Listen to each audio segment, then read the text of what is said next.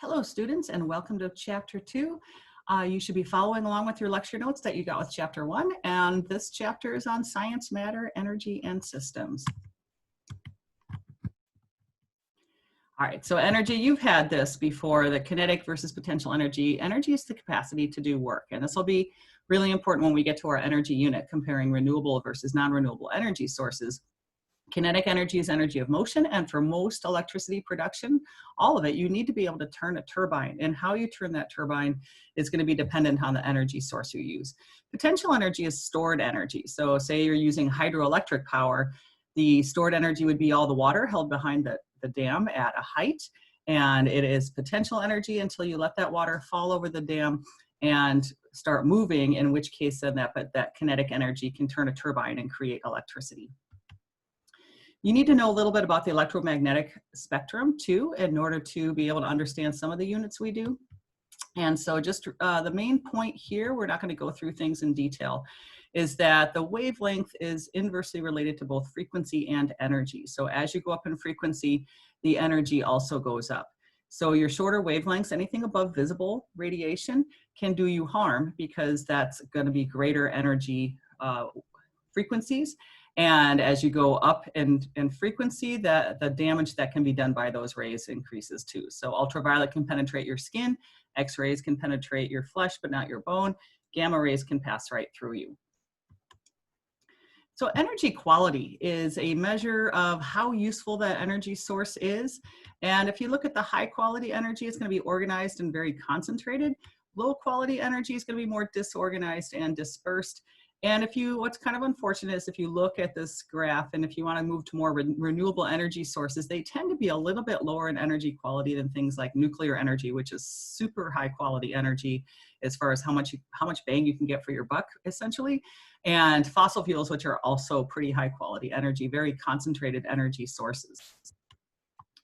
The first law of thermodynamics you learned freshman year as the law of conservation of energy. It means you cannot create nor destroy, but you can convert it from one form to another. So it's also stated you can't get something for nothing in terms of energy quantity. You can break this law with Einstein's equation, but we don't need to worry about that in environmental science. And I put the example of the wave or the tidal turbines up in the upper right-hand corner, because you might be like, hey, the tides come and go twice a day. Why don't we harness that energy and get electricity from it? And sure enough, people have built some tidal wave generating electricity sources out there. The problem is if you're taking the energy out at those little, say, turbines where the tidal energy is being taken out, it means that some of that energy may not be reaching the shorelines that it used to reach. And you don't know, unintended consequences, whether or not that energy at those intertidal zones might have been important, or if you're taking out so much that it might have an effect. So there's a lot of unintended consequences in environmental science. And I don't know the answer for tidal energy, but whenever you're going to be taking energy from one place, realize you are removing it or using it for something else, shifting it to a different location that, maybe you need to consider where that energy was headed in the first place. The second law of thermodynamics is that when you do an energy conversion from one form to another, you're always going to lose some as to a lower quality energy. And nearly always that lower quality energy is heat. So another way to look at it is that entropy is increasing in the system. And this is one of the reasons why we can't just have inexhaustible energy supplies.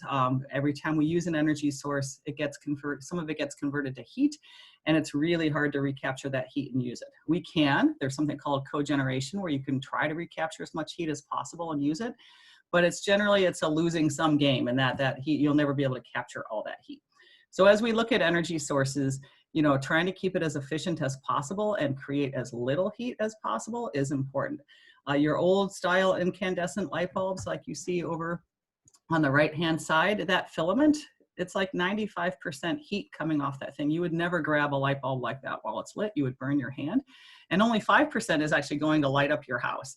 So, there's LED lights, and fluorescent lights are way more efficient. Your internal combustion cars, which we're still using over 100 years after they were created, they're basically, a whole lot of the systems in your car are used to try to contain the heat and not have that heat destroy your engine. So, again, these are two very inefficient technologies that we're still using, well over 100 years after they were created. So how does this apply? The laws of thermodynamics, I can talk about the physics side all day, but there's also a biological side that when you go up in a food chain, each time you step up a trophic level or a step in the food chain, you are going to be losing a bunch of that energy. So when people say you should eat, you should be vegetarian, it's better for the earth, sometimes what they're looking at is that the energy that's contained in plants, you're going to lose some of that as you go up the food chain to your higher animals. So how is this consistent with the laws of thermodynamics? The total energy in the system will stay the same. The entropy, though, will increase. And so the overall energy quality is going to go down. Related to this is something called ecological efficiency. That's the percentage of usable energy transferred from one trophic level to the next. It can range from 2 to 40%, but 10% is kind of like the typical number. So there's also something that is called the rule of 10%, and it's generally considered to be the ecological efficiency of food chains. And what that means is that each time you go up a trophic level, up the food chain one step, you will only carry 10% of that energy with you. So you can see in the pictures below that if you start out with a certain amount of energy, each time you go up a step, you only carry 10% with you. So the amount of energy contained then goes down pretty drastically as you go up to like the third level in a food chain. Moving on, systems are really complex, and environmental science doesn't get much more complex than that. So we're going to be looking at some examples, but there's all kinds, and there's a little flow chart up there about inputs, throughputs, outputs. We're going to be talking about some specific things in this lecture, and those things include feedback loops, time lags, resistance to change, synergy, and chaotic behavior, and distinguishing between correlation and causation, which is really important in environmental science too. So looking at feedback loops, there are positive feedback loops and negative feedback loops. And in a positive feedback loops, you have something that reinforces the change that's happening. So you're going to have an escalation over time. This is the runaway train sort of situation. So a couple examples here is that as you remove vegetation from a landscape, more soil is exposed and degraded, which leads to more vegetation loss, which then leads to more exposed soil, and all of a sudden you can get runaway erosion. One of the biggest feedback loops in climate change right now is the loss of sea ice in the Arctic. And sea ice is white, it reflects nearly all the heat back into space, like 90-some% of it.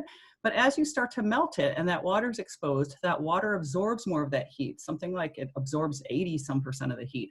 And then that heat is now absorbed into the earth, which is going to re-radiate it, which is going to melt more sea ice, exposing more water, causing more heating, melting more sea ice. And one of the things they're finding in the Arctic is that the sea ice is melting much faster than they ever expected it would. The models didn't predict just how fast the sea ice was going to melt, so that we're looking at potentially ice-free summers, I think by like 2050 or 2080. It's not going to be that far in the future.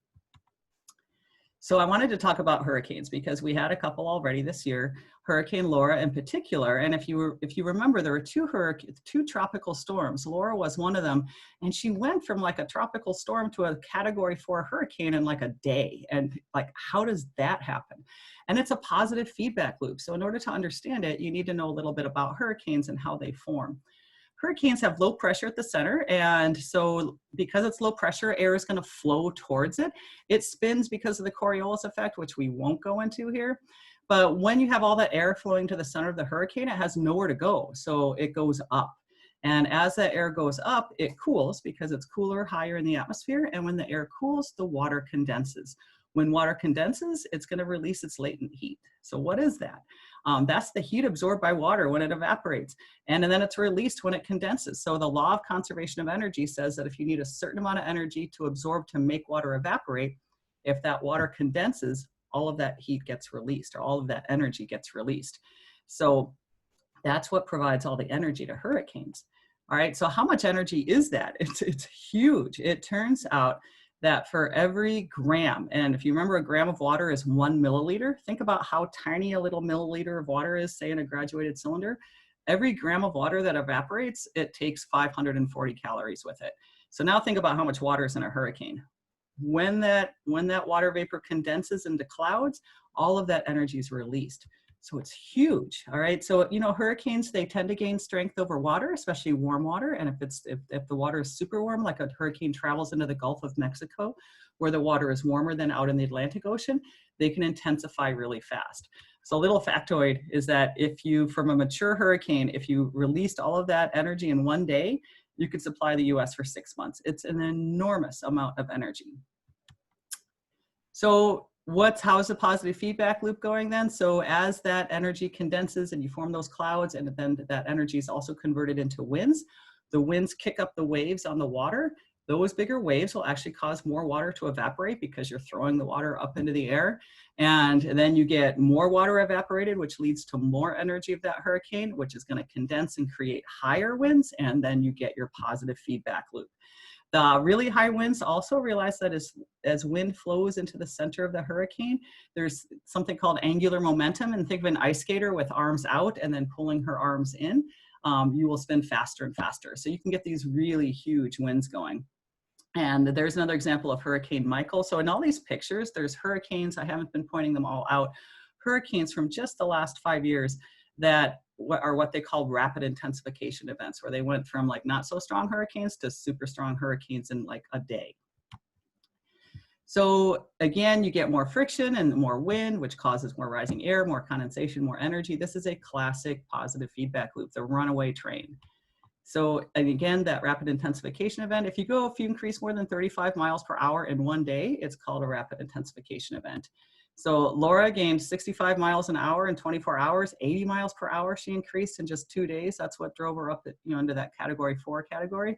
And what we're seeing is that as the ocean waters warm, especially the surface waters due to climate change, we're looking at not really more hurricanes, but more rapid intensification events. So maybe larger hurricanes that get larger faster. That's Harvey from 2017. He's the one that sat over Houston and dumped like 50 inches of rain or something like that. So on the other side of the spectrum, there's something called negative feedback loops. And these are when an input causes the change in the opposite direction. These tend to have stabilizing effects. So the thermostat in your house is one classic example that if the heat drops too low, your heater kicks on. As soon as that heat rises, the heater kicks off. You are an example of kind of a thermostat also, in that if you go jogging or something or exercise and you get hot, you start sweating. The sweat on your skin starts to evaporate, pulling the heat with it, which will cause you to cool down. So the more you get overheated, the more you will sweat, and the easier then it is to cool you down. So positive and negative feedback loops have very different appearances on when you graph them. So over time, a positive feedback loop will get an exponential increase over time. You can also have an exponential decrease. So imagine that graph right there only flipped in the vertical, and you'll have something that would basically crash really fast. Negative feedback loops tend to stabilize over time. And that little oscillating, the squiggle you see, is because you're never just going to go to stable right away. Generally, you might overshoot a little bit and then come back up. And over time, hopefully you settle into a stable value for whatever it is you're measuring. Moving along off of feedback loops into something that's probably easier to work with is time lags. Time lags, while they're easy to understand, can lead to a lot of confusion, delay, and actually damage. It's when the change happens after you've actually done whatever it is that is going to change the system. So examples are, if you're smoking for years and years, you may not get lung cancer for decades, but that damage is there and it can take a really long time to show up. Similarly, if you have, say, a chemical company buries toxic waste in a town, it could be decades before children in that town start getting strange cancers and et cetera. And this can actually make lawsuits really difficult because you have to prove that it was that town that buried that waste 30 years ago that is causing the damage that you see now. So again, climate change, classic example. It's been going on for a really long time. We've been throwing fossil fuels up in the atmosphere for well over 100 years, and we're only just now seeing the effects of that. So it can make it hard to understand the impacts and then also to respond effectively to them. Resistance to change, and often these are due to negative feedback loops, is when there's buffers, basically something that's keeping the system from, basically helps to maintain the system. So what they find is that actually air pollution has been slowing the effects of global warming. And so it's usually those are from negative feedback loops. Clouds in the atmosphere, so more evaporation off the ocean, putting clouds in the atmosphere, those clouds can actually block some of the heat coming in, which can also buffer climate change.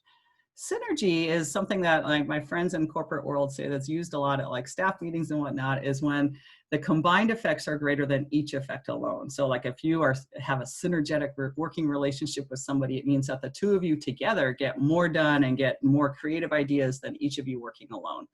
In the natural world, it would be things like drug interactions. You take one drug, it's fine, it helps you. Another drug is fine, it helps you. Take them together and it can be toxic.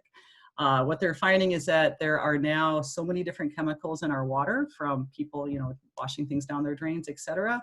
And each one of those is present in really small amounts, but you put them all together and there can be synergetic, often harmful effects from that.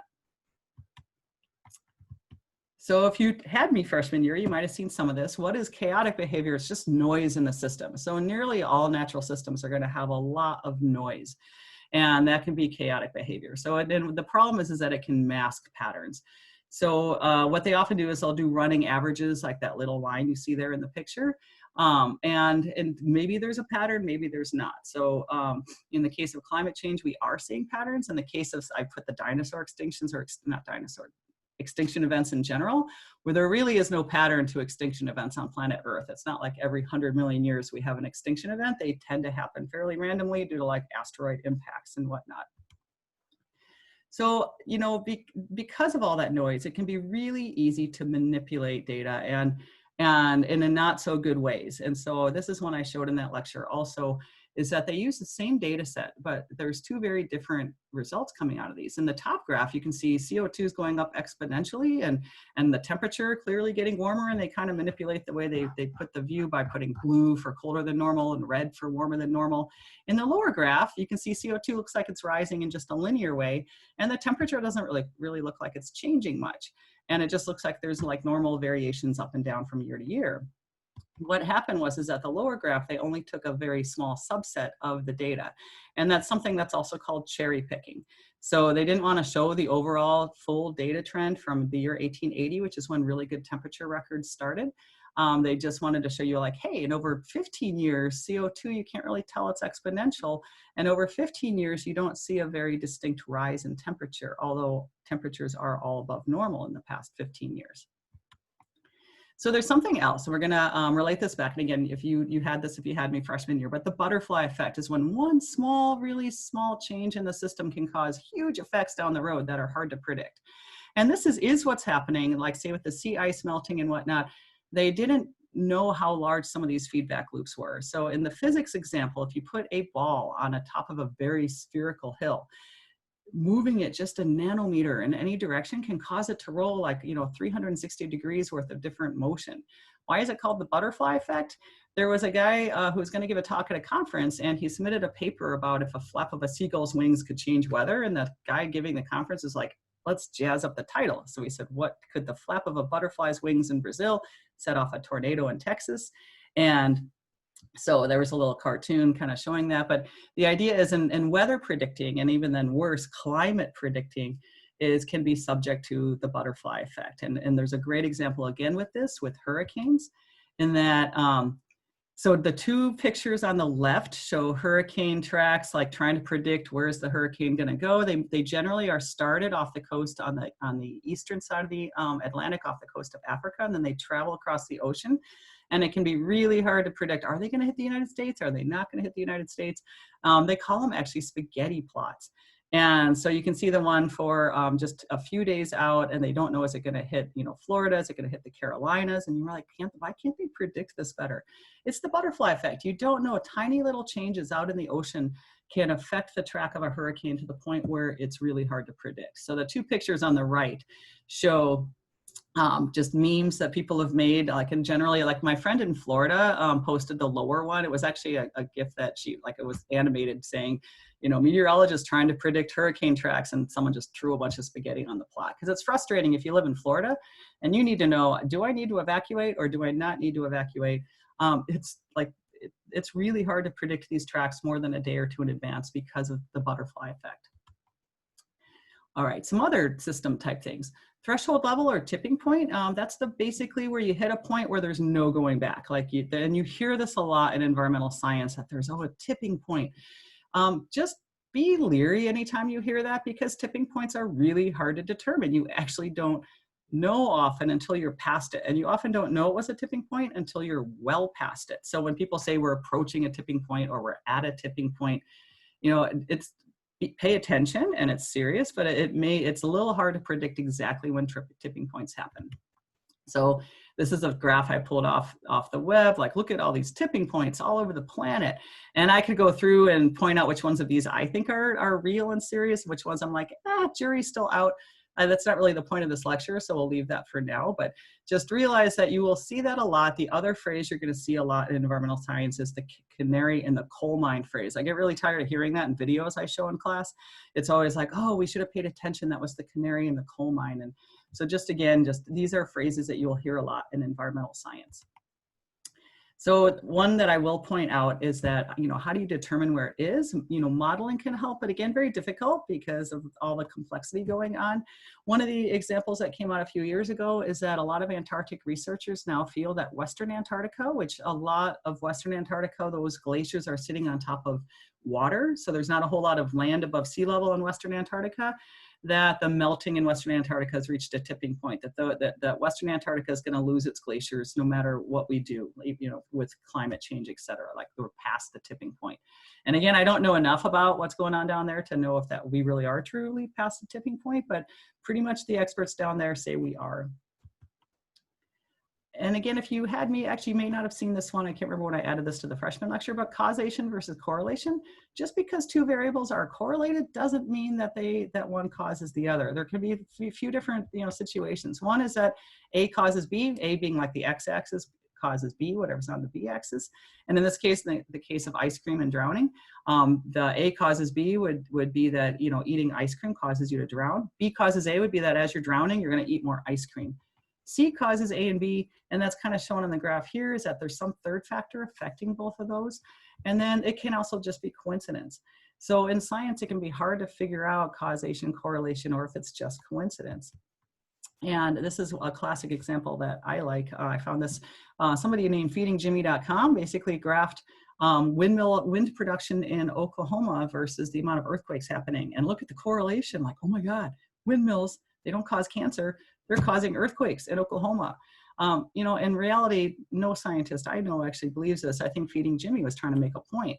What most scientists think are causing the earthquakes in Oklahoma, which is not a plate tectonically active place, is the fracking that we're doing there, shooting fluids into the ground under high pressure to try to extract the natural gas.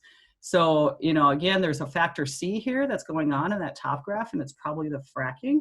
But you know, Feeding Jimmy has a point that, are we sure? Like, can we really say definitively that it is fracking? So the lower picture shows fracking along the same time in about the same area. And again, scientifically, that one makes a lot more sense than windmills, but you know, you got to be careful. All right, so it could be neither. Spurious is another one where you do see a correlation, but it's not real. So this one's, you know, divorce rate in Maine compared to per capita consumption of margarine in the US. Clearly, that's got to be coincidence. So spurious is when it's like not what it seems to be. There are whole websites devoted to this, that if you like this kind of stuff like I do, you can go look and have a good laugh. So to kind of round out the lecture then, you know, environmental science is about as complex as it gets, which also makes it for me very fascinating. So we will, you know, we'll do our best to kind of break things down and figure it out. And that'll be starting with our next lecture in chapter 3. So thank you for watching lecture part 2, and we'll see you next time.